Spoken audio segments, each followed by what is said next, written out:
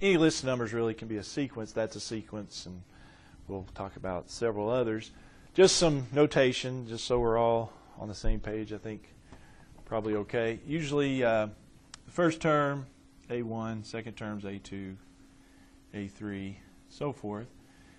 And so in this case, we could say, if I wanted to name my sequence, couldn't I say the A sub n is 3n, where n starts at 1 and then proceeds on from there? And usually that's where you start. You don't have to start at n equals 1, but wouldn't that be A sub n equals 3n? And so that would give us a nice, easy way of coming up with the terms. A sub 10 then would be 3 times 10, so that's 30. And so, yeah, getting that generating expression is usually a good thing to have.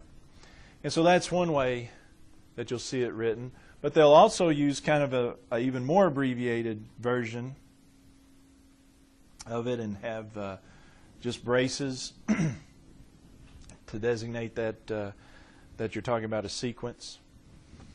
And so, yeah, that's just some notation. Now, as far as graph is concerned, if I were to graph this sequence, 3n,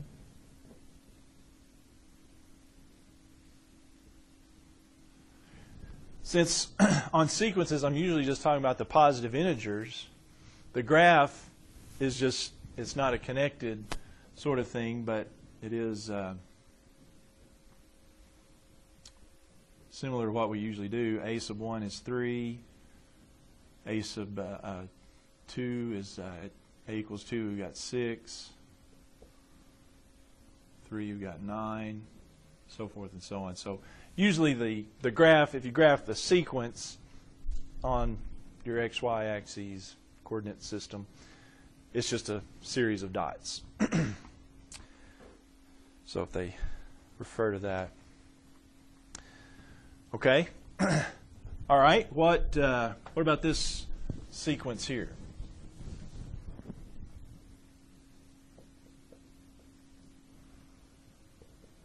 First 5 terms.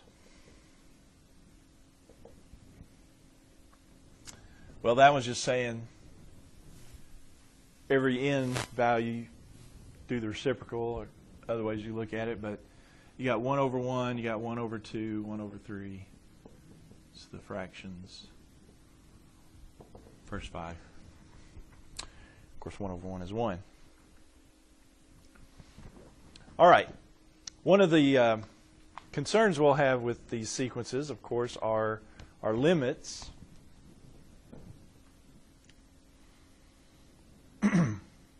As n goes to infinity. And this is stuff we've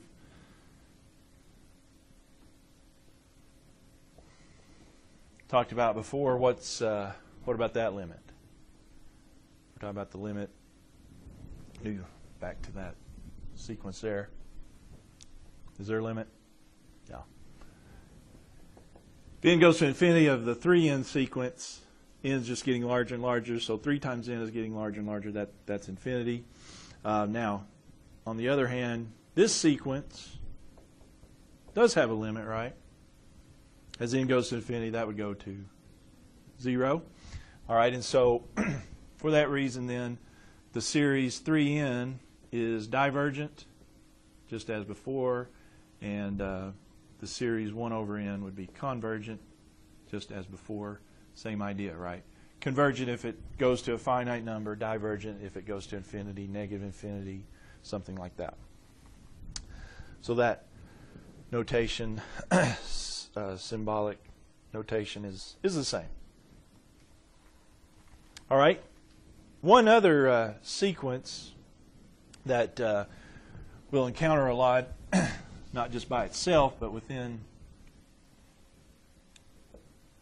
other sequences. A sub n is negative 1 to the n, is a special type of sequence because what happens there? Well, again, if we start with n equals 1, that sequence goes -1 to the 1, which is -1. Then I go -1 squared, which is +1.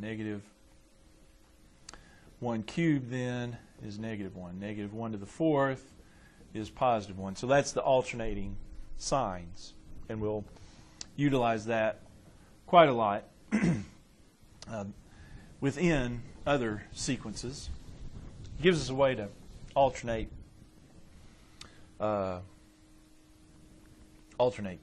signs. For example, a sub n is -1 to the n times the 1 over n, which is the one we just talked about. But if we throw the -1 to the n onto it, what's that going to do? Well, instead of all positives, it's going to alternate, right? Because -1 to the 1 times 1 over 1, that gives me be -1. And then -1 squared be +1 times a half, so that'd be +1/2. -1 cubed be -1 times a third. Yeah, so that gives me a way to do alternating sequences where the terms alternate positive and negative. Okay? Now, one of the things they like for us to be able to do is come up with sequences on our own, or come up with the expression for sequences, the a sub n. So if I have 1/3, -1/4, 1/5, -1/6, blah, blah. What's a sub n there?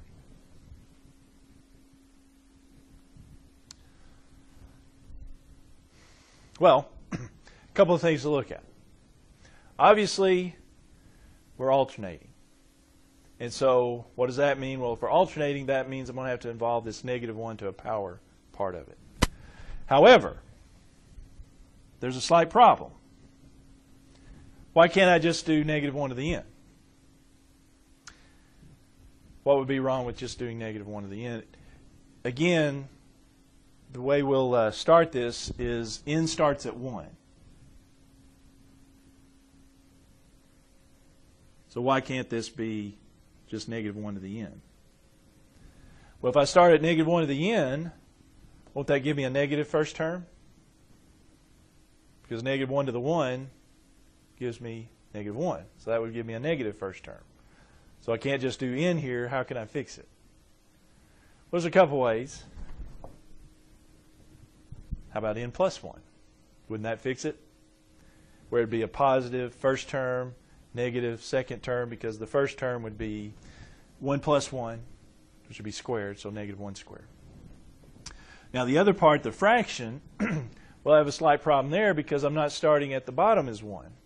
But it is just counting up, so how we got to fix that? Start at, instead of 1 over n, start 1 over, how about n plus 2?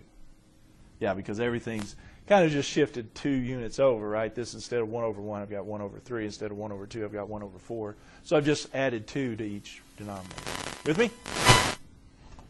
So those are just some things you have to think about when you're coming up with your own sequence there. But yeah, if it's alternating, you always have something like that. All right. Okay, well, how about 1/4, 1/8, 1/16, 1/32? Not alternating there, but we might want to notice that, what are my denominators there? They're all even, but they're more than that because I don't have all the even numbers there. What are all these denominators? Huh? Multiples of 4? But you don't have all the multiples of 4. So that's not quite it, because, yeah, that's 4 times 1, that's 4 times 2, but that's 4 times 4, that's 4 times 8. So it's not multiples of 4 that we want. Sometimes it might be if we had a 4th, an 8th, a 12th. Good try. But what are those? Aren't these powers of 2?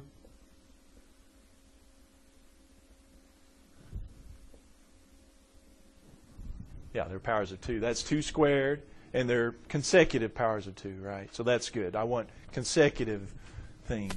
This is 2 squared, that's 2 cubed, that's 2 to the 4th, and that's 2 to the 5th. So we're good. So how can I get that in a series? How about 1 over 2 to a power, but it's not 2 to the nth power, because 2 to the nth power would not start at 1/4, would it? 2 to the nth power would start at 1/2. So I'm leaving off 1/2. So how can I remedy this? Same way I did it down here, right? Basically. Make it 2 to the n plus 1 power. Because then the first one would be 1 plus 1, so that's 1 over 2 squared. The second one would be 1 over 2 plus 2 to the 2 plus 1, so that'd be 1 over 2 cubed. Yeah. Okay? All right. How about this one?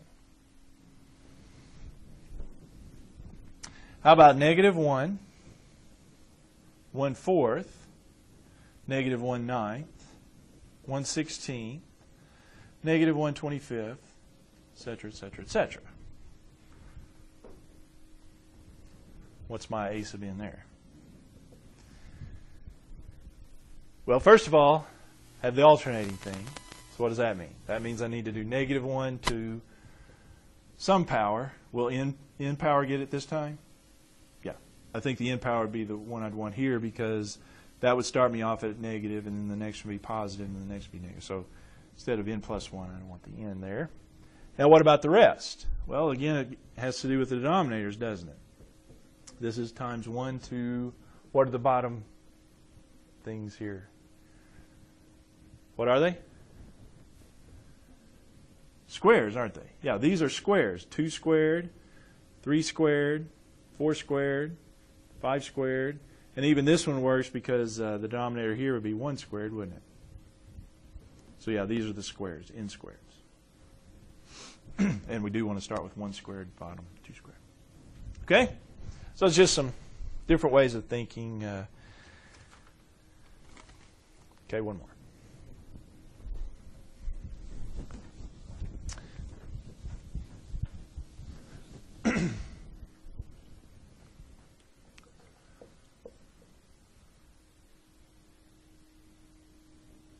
Four fifths, 9/25, 16 1/25. What's a sub n there? Well, don't have the alternating part.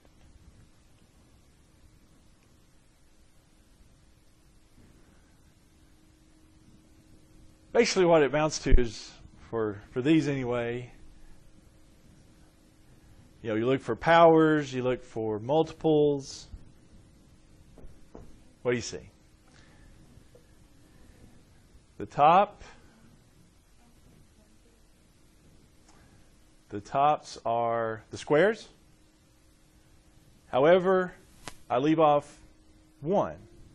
I don't have 1 squared. This is 2 squared. That's 3 squared, 4 squared. So yeah, I'm going to have to do the shifting over thing. I don't have 1 squared, so I need n plus 1 squared. Yeah. With me there? N plus 1 squared would give me that. Then the next one would give me 3 squared. Then the next would be... Is that okay? What about the bottom? Powers of 5, yeah. That's 5 to the first, 5 to the second, 5 to the third. Yeah, powers of 5. So we'll go here. 5 to the nth power. Do I need to plus 1 or anything? No. 5 to the 1 is the first, 5 to the second. So again, we always start at n equals 1. So n plus 1 squared over 5 to the n. Sound okay?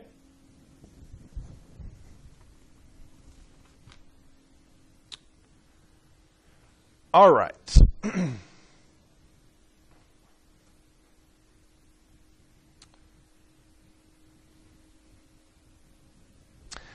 Now,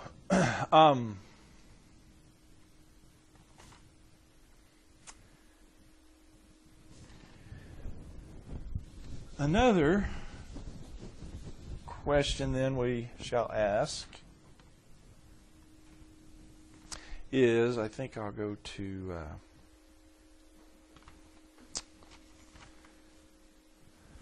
Go to this one. Then I'll come back to that one, if I can remember to do that. Okay. Determine if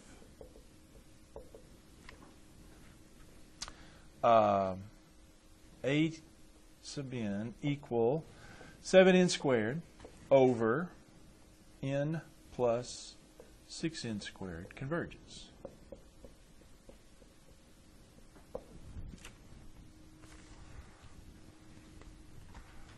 Okay, well, we said that just as before, how does something converge? Well, if its limit a sub n converges, that sequence, if what? The limit as n goes to infinity of a sub n goes to a finite number?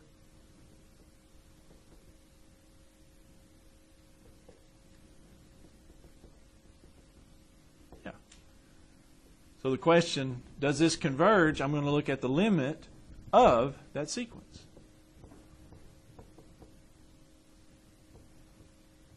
As n goes to infinity. And see if that goes to a finite number. Okay? Now, we know a few things about doing these limits. So we recall back, we've got L'Hopital, we've got other. What do you want to use there? We could use L'Hopital, couldn't we? L'Hopital would work there, wouldn't it? Because you got infinity over infinity. Or 0 over 0, yeah. Infinity over infinity, so you could use L'Hopital. Way back, I think in Calc 1, we did this one a different way. We divided by n squared, top and bottom. You could do it that way too. Either way, I think it'll work out.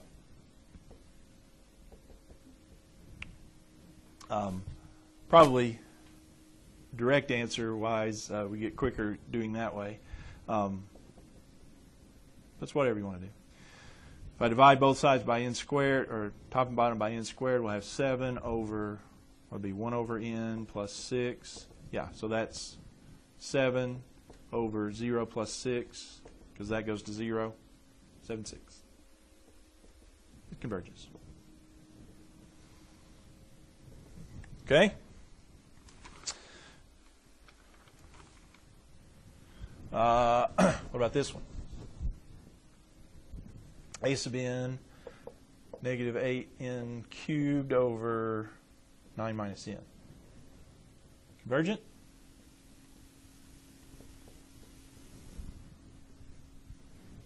Same thing, isn't it? Limit as n goes to infinity, what happens? Negative 8n cubed 9 minus n. Well, if I divide by n cubed, that way, going about this, there we'd have, what, negative 8 over 9 over n cubed minus 1 over n squared. So divide that by n cubed, you get 1 over n squared. It's the limit as n goes to infinity. What happens there? Oh, I did that wrong, didn't I? Wrong. We don't want to divide by n cubed. What do we want to divide by? Remember, we divide by the largest power in the denominator. So let's divide by n. Just divide by n. So that's the limit as n goes to infinity. Negative 8n squared over 9 over n minus 1. Well, that goes to 0 as n goes to infinity. What happens here? N goes to infinity. That goes to n squared goes to infinity, so negative 8 times that would go to negative infinity over 1, negative 1, but that's still going to be infinity, positive infinity.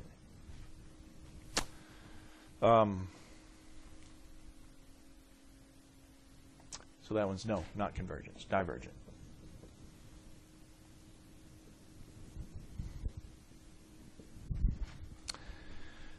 All right, one more.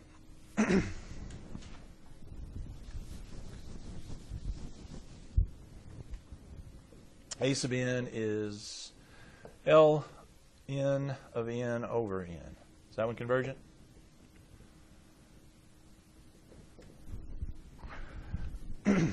Well, what's the limit as n goes to infinity of that?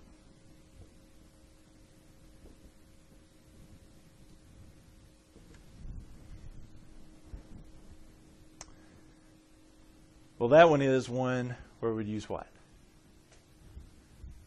That would be L'Hopital, isn't it? Because that we don't have our little trick, divide by the power there. Because we've got ln of n. But as n goes to infinity, that goes to infinity. As n goes to infinity, that goes to infinity. So yeah, if we L'Hopital this, what's L'Hopital? Better do this. L'Hopital says, if you got infinity over infinity, then do the limit of what? Derivative of that over derivative of that. Derivative of ln of n. What's the derivative of ln? 1 over n. It's the derivative of n. 1. So what have I got? The top goes to 0 over 1. 0. Convergent. Converges to 0. With me?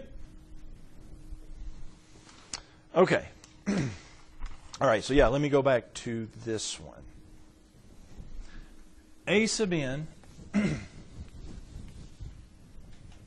equals negative 1 to the nth times 1 over n. Let's talk about whether or not that one is convergent. Because we have, remember this one was 1, 1/2, 1/3, but they're alternating.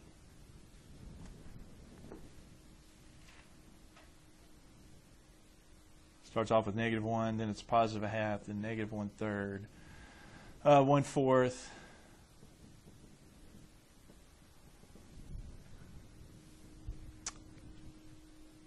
So we haven't yet talked about one such as that. Well, here's the thing. There's a theorem in this section that states this. If the limit as n goes to infinity of the absolute value of your sequence, if that equals 0, then the limit as n goes to infinity of a sub n equals 0. That theorem comes into play here. Because what does that do? What does this do to our sequence here? Well, the absolute value of my a sub n would be the absolute value of negative 1 to the n times 1 over n. What does that do? Well, since I'm doing the absolute value, everything, since I'm not talking about anything being 0, that makes everything be positive, doesn't it? Basically, it takes out the negative signs. Because if I'm doing the absolute value of 1 over n, wouldn't that just be 1 over n? You with? See what I'm saying? If I do the absolute value of this sequence, that takes out this part, right? It takes out the negative, alternating negative signs. So it just turns into 1 over n. So what is the limit as n goes to infinity of the absolute value of a sub n? Well, like we just said, that's going to be the limit of n goes to infinity of 1 over n. 1 over n, that does go to 0, doesn't it?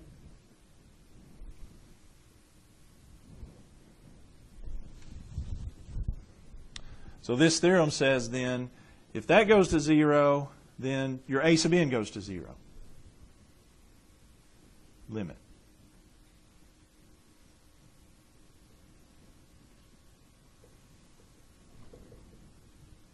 So that limit is 0.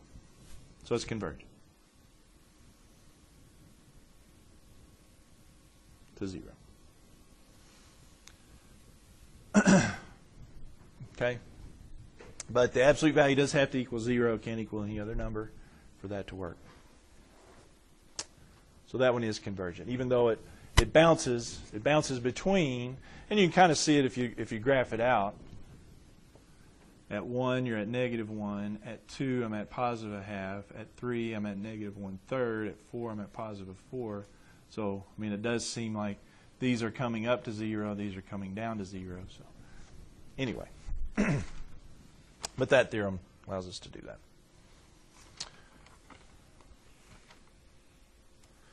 Okay, a couple other things.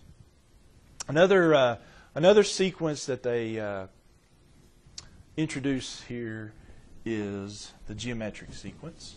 So let's talk about it.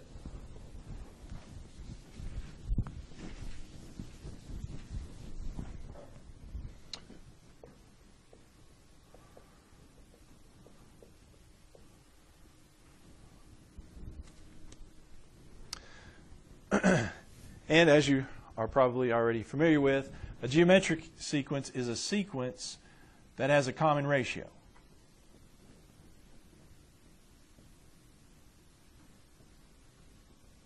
Between terms. A good example is the powers of 2. 2, 4, 8, 16, 32. That's a geometric sequence because there's a common ratio. If you take 4 divided by 2, you got 2. If you take 8 divided by 4, you got 2. 16 divided by 8, you got 2. Or another way you can look at it is each term, you get the next term by multiplying it by the same number, right? Here you multiply by 2 to get 4. Here you multiply by 2 to get 8. So yeah, it's another way of looking at it. But the ratio is important because, well, there's a lot hinging upon the ratio. And here the ratio is 2. The common ratio is 2. Okay?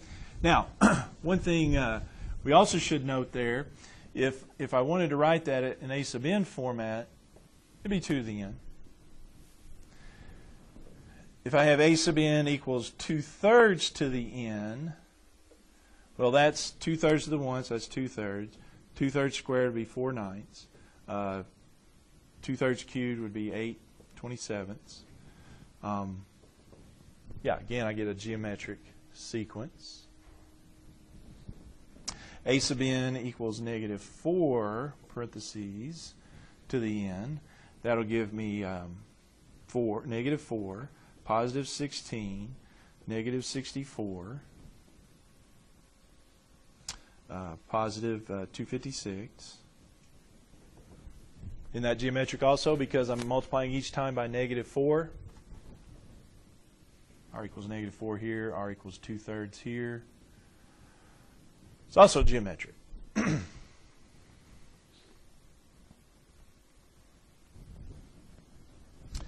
A sub n equals 5 times -1/2 to the n plus 1. Is that one geometric?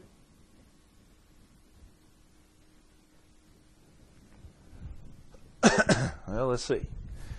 First term would be 5 times -1/2 squared.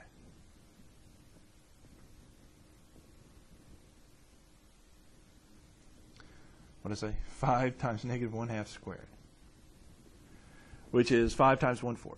It's 5/4. A2 would be 5 times -1/2 to the 3rd. So that'd be 5 times -1/8. That's -5/8. A sub 3 would be 5 times -1/2 to the 4th, which would be 5 times 1/16 positive, which is 5/16. Is it looking geometric? I believe so, because what am I multiplying each time by? Multiplying by -1/2. Right? Multiply that by -1/2, you get -5/8. Multiply that by -1/2, you get positive 5/16. Yeah, this is geometric too. So all 4 of these are geometric. My point of this being is the distinguishing characteristic of a geometric sequence, we've got n to a power in exponential. This one's n plus 1, but it is exponential. Okay? Geometric sequences, yeah, they're exponential expressions, meaning the n is in the exponent. So yeah, if you're looking at a sub n and it's got the n in the exponent. Might want to check that for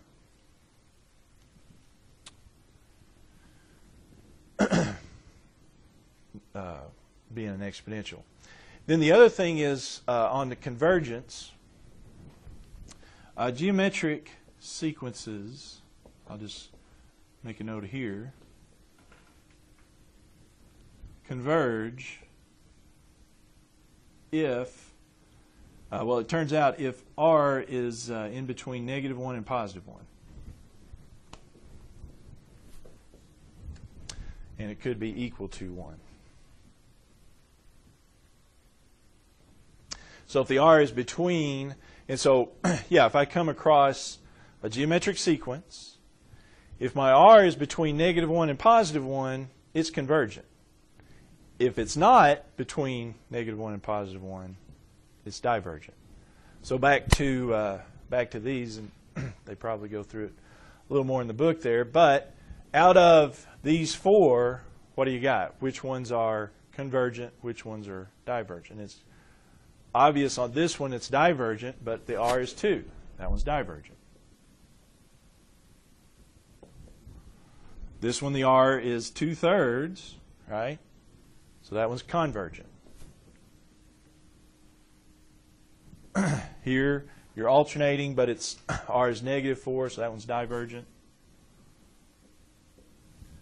And this one, we got R is -1/2, so it's also convergent. So it's real quick, easy. On geometric sequences, if R is between -1 and +1, they're convergent. Okay, got one more deal for you. And that is, they talk about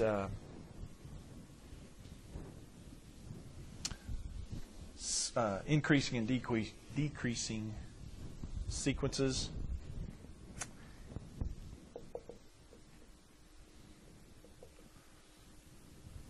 And it's just like you would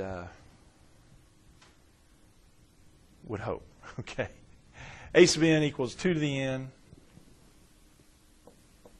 That's an increasing sequence. Why? Because the terms get bigger and bigger. Okay. The way they usually write it is the a sub n plus 1 term is greater than the a sub n term. So you take a term and then the term, this would be the term after it. So if the term after it's greater, it's an increasing sequence. Fairly obvious. Okay, yeah, this one, you got 2, you got 4, and then 8. Yeah, that one's definitely almost obviously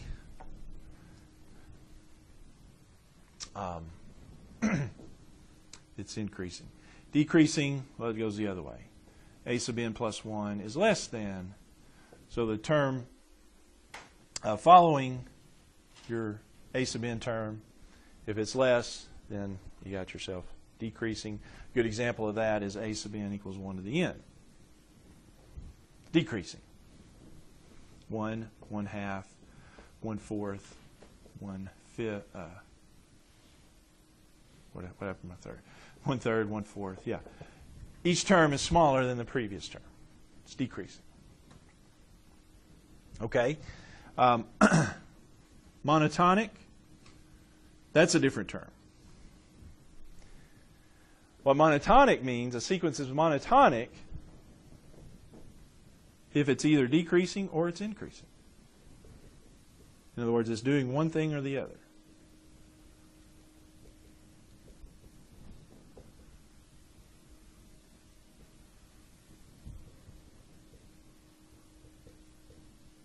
So, both of the previous sequences I've got right there are monotonic. A sub n equals 2 to the n, that's also called monotonic.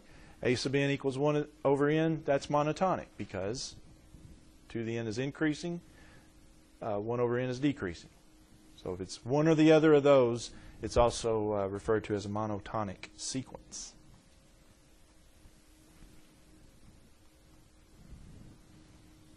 Okay?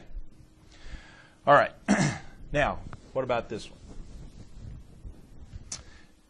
is a sub n equal negative 1 to the n times 1 over n, previous sequence we've looked at, is that one monotonic?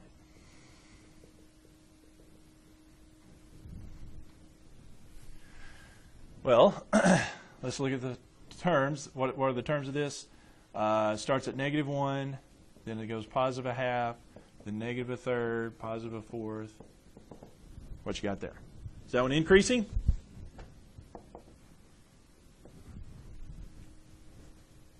Well, it increases there. But what about there? 1/2 to negative 1/3. That decreases. That one increases again. So no, it's not increasing, because to be increasing, all the terms have to be increasing.